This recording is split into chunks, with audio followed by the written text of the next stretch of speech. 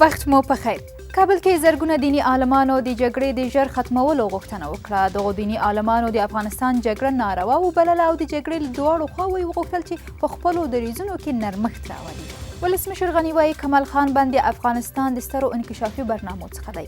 هغه زیاته کړې دښمن هڅه کوي د دغه بند د جوړېدو مخه ونیسي چې اکثره شوم پلانونه یې شنډ شوي دي. په افغانستان کې د جاپان سفیر ویلي چې هیواد د ډاکټر ناکامورا د پیل شویو پروژو بشپړولو ته ژمن دی. میتوسوجي سوزوکا نن په افغانستان کې خپل ماموریت پای ته ورسو او له ولسمشر سره یې مخه ښه وکړه. پاکستان، ایران، یونما، یونیسف او ګڼو نورو ادارو د کابل د تېرې ورځې ځانمرګی برید ښندلی دی. په دغه برید کې نږدې 30 تنه شهیدان او شاوخوا 60 نور ټپیان شول. او د کورنیو چارو سرپرست وزیر وایي د ملي امنیت لخوا د القاعده د یو مهم غړي وژل کېدل له القاعده ډلې سره د طالبانو اړیکې ښیي. مسعود اندرابي زیاته کړې طالبان په دې اړه بېلابېلو اړخونو ته دروغ وایي.